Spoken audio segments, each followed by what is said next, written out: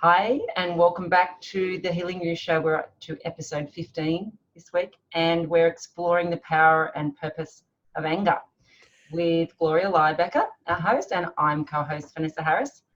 And I just like to say that this is one of my favourite topics. Well, it's a rich one for sure. I'm excited to explore this with you today. So I think probably one of the best places to start is the common struggles that we have with anger. I mean, there's a lot of different aspects to it, but what would you perceive as what do you hear your people reporting to you as their common struggles, I guess? Yeah, well, it depends upon the person. But the anger, there's a wide spectrum of the anger. It can start out with just irritation and frustration, and it can go all the way up to rage. And so depending on where you are in that and how responsive you are, anger can be a real resource. But for many of us, anger debilitates us. It takes us out. And so remember the brain in the palm of the hand.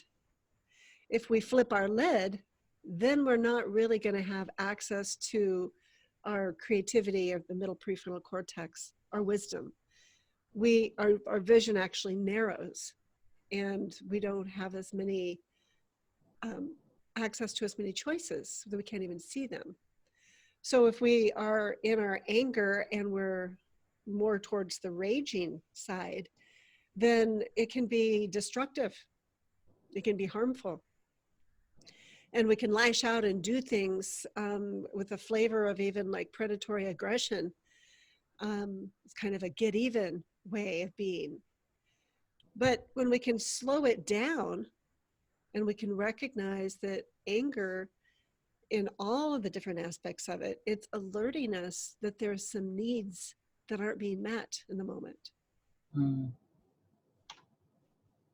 Yeah. Wow, I'm relating to a lot of what you're saying as you're talking about that, especially that spectrum of all of the flavors of anger, and then at that end of that rage end where it feels like things have become out of control or overwhelming, and we flip our lid. But what I was really touched by there at the end was when you were saying the needs.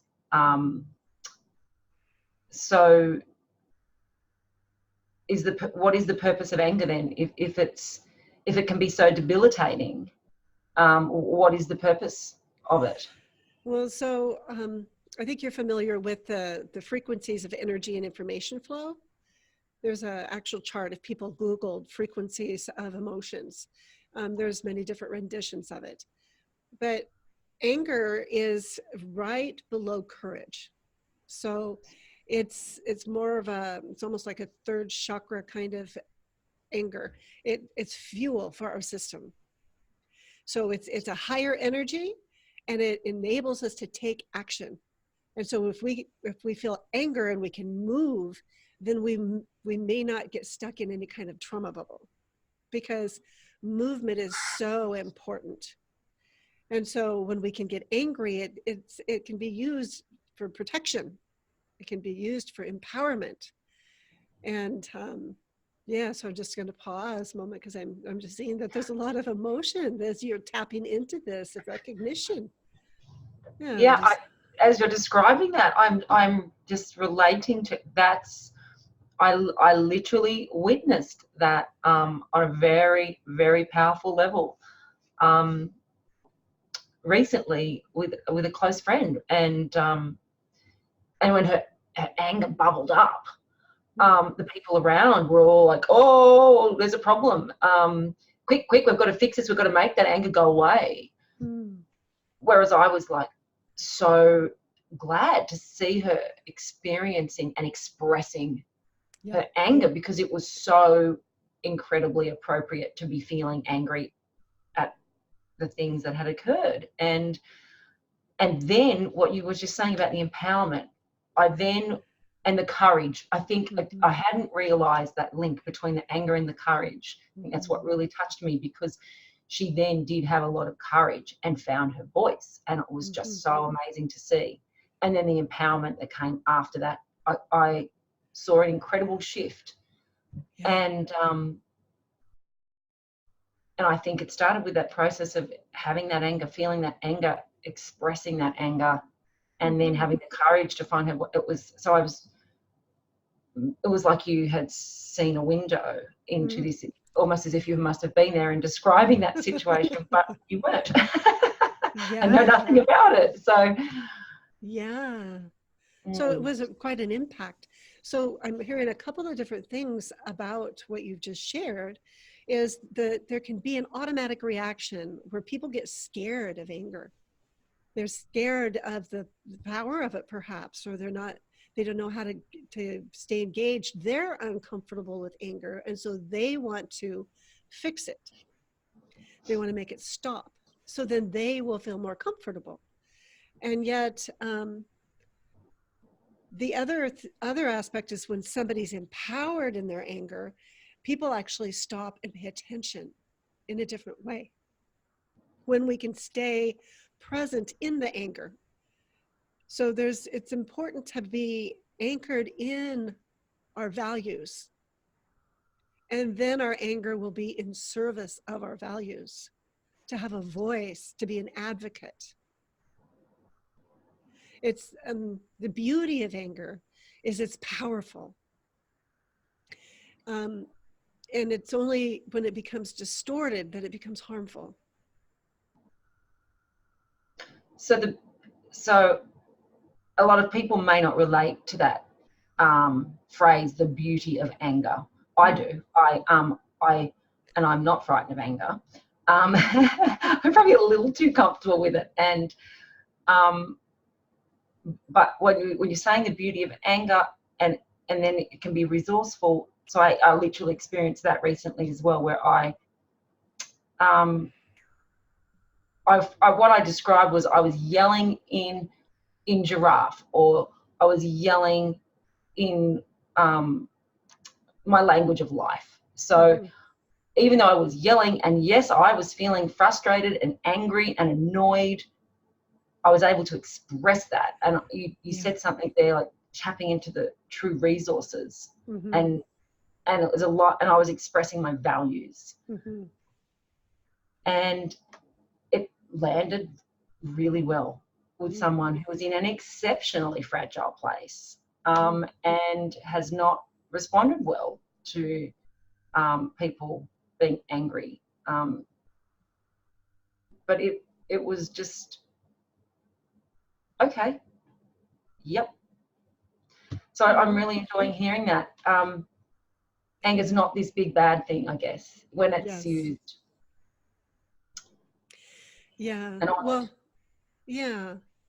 Well, it's empowering, as when you said that you were grounded in your values and that you were speaking with passion, I'm imagining, that you were very clear and specific in your languaging.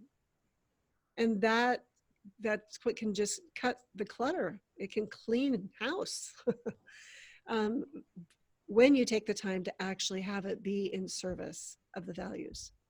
When we are using it as a tool to put people in their place, or to shame them or to blame them, then that's really more fear-based, and it is not really in service of relationship.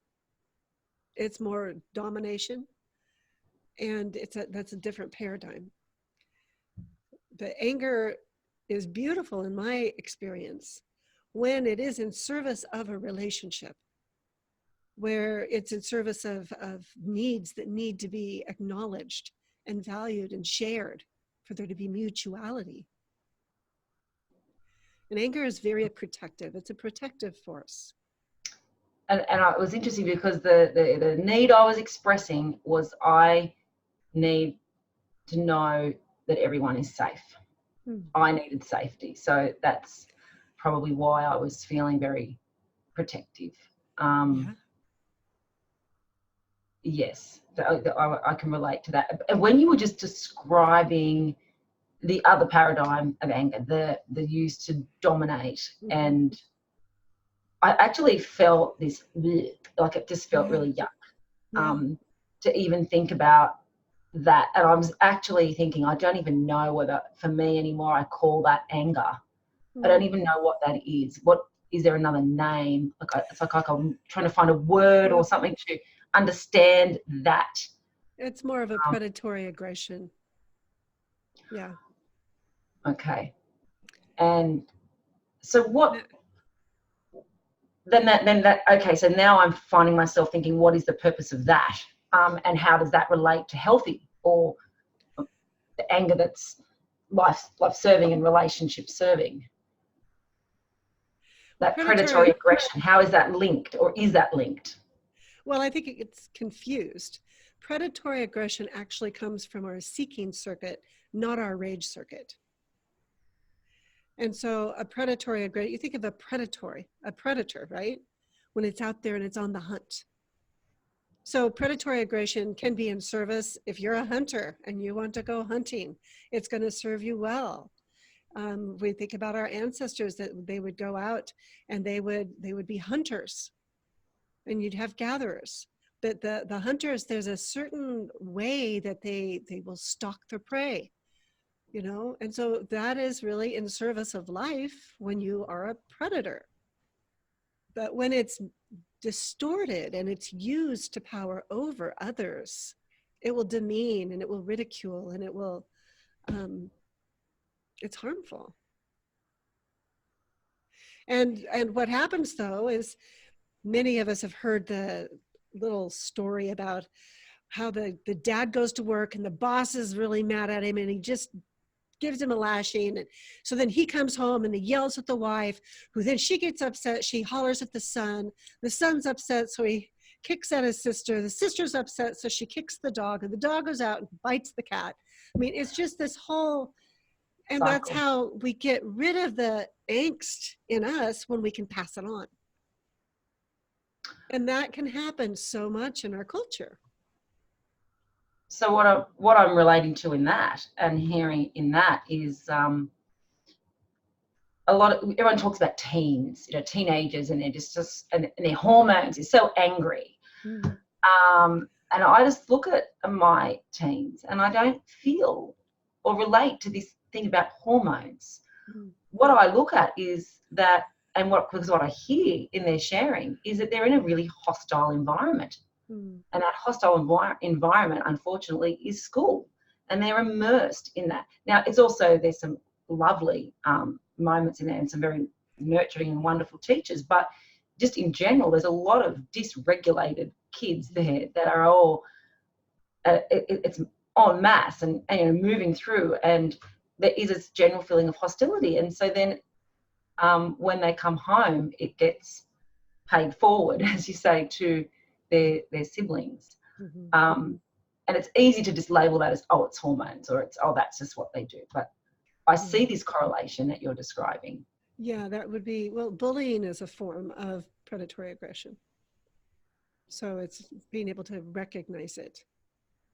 And I would also imagine it's my belief that every thought, word, and action is actually an attempt to meet a need. It may be unconscious, but it's still an attempt to meet a need. And so when you have someone that is being a bully, I want to get very, very curious around their life and see if I can't engage with them in order to explore what the need might be. So what's going on? So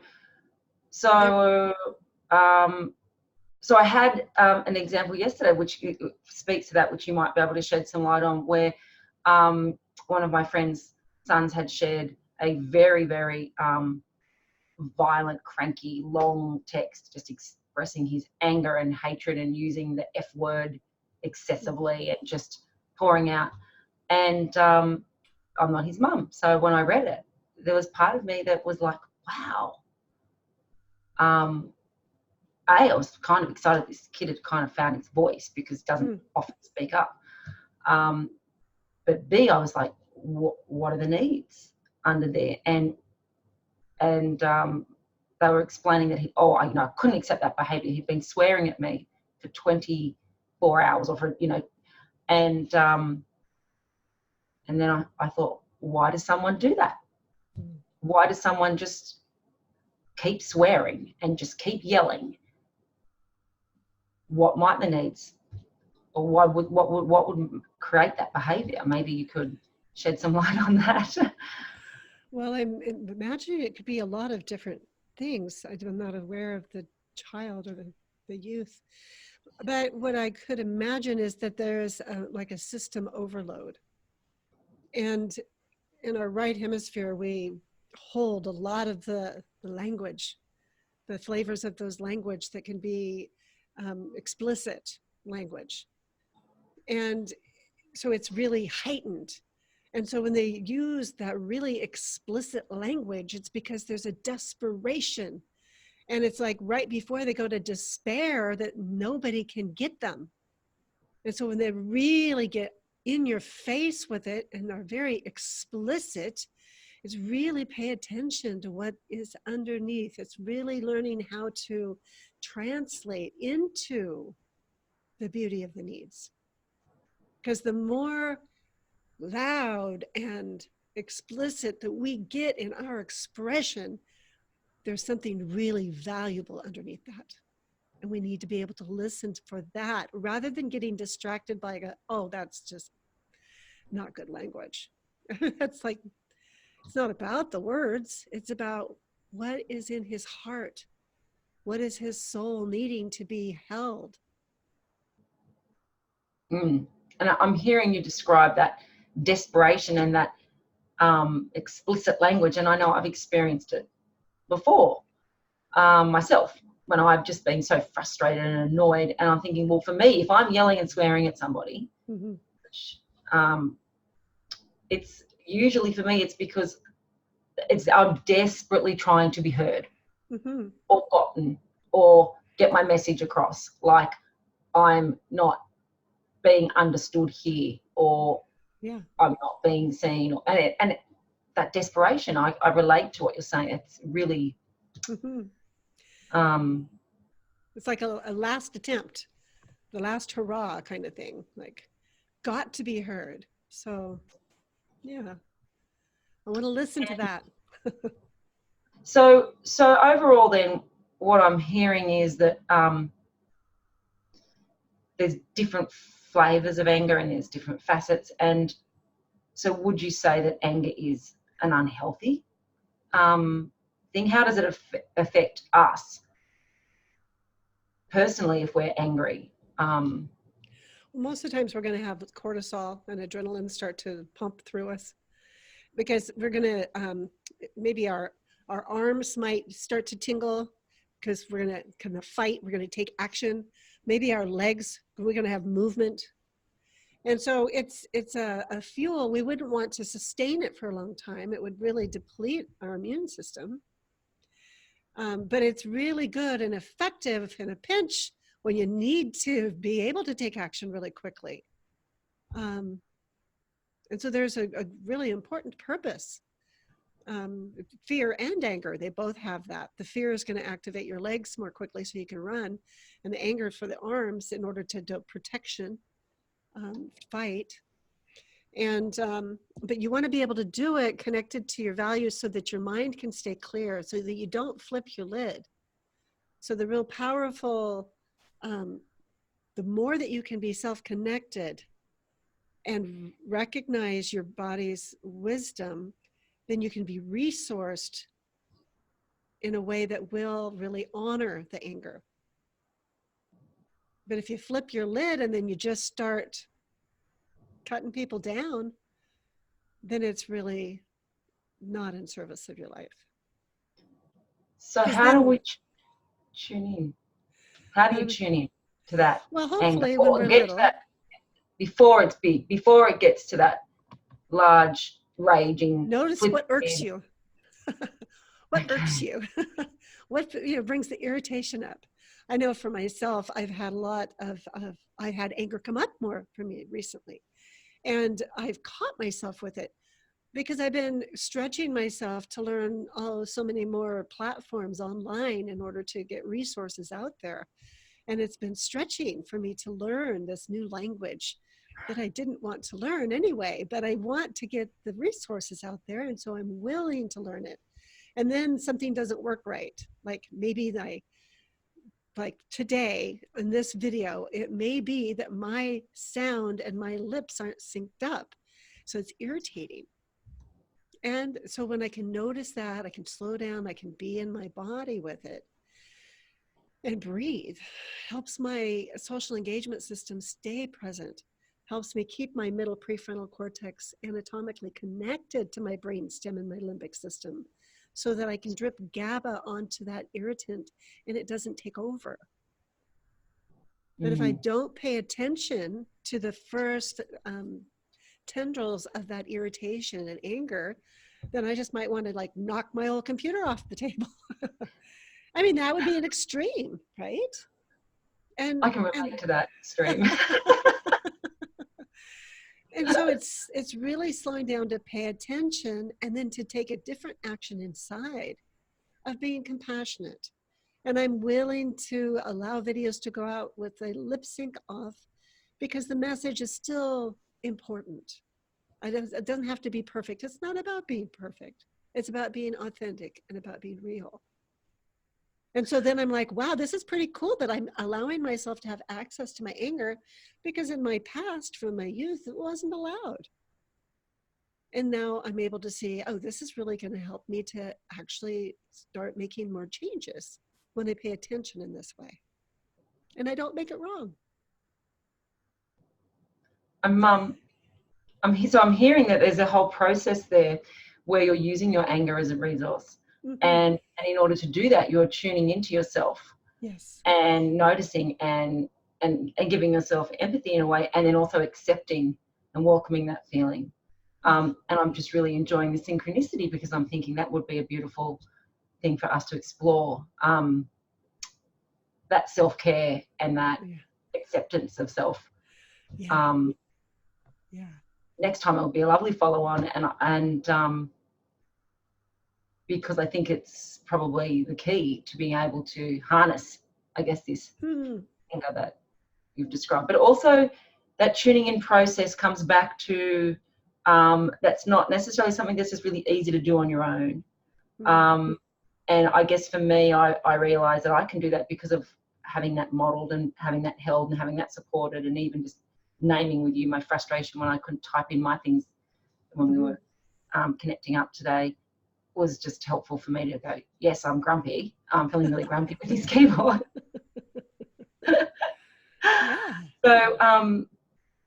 So if people were wanting to explore their anger or their lower levels of irritation and how to tune in, what would be a good context in the work that you do for them to do that with? Is there a particular... What I would suggest is just to reach out and maybe book a free consultation to explore more specifically what they're wanting to learn more about. And then there's a wide variety of different resources that I could support them to have access to, or to get to become part of a group that would want to be sharing a focus. And so people can reach out to me at my website at healingyoursanctuary.com. And on the right side, there's a little book a session with Gloria. And just fill that out and pick a time. And we'll make it happen. And explore the beauty of anger. Yes. I love that. Okay, thank you. Yeah, thank you, Vanessa. I look forward to our next discussion. Yes, thanks. See you next time.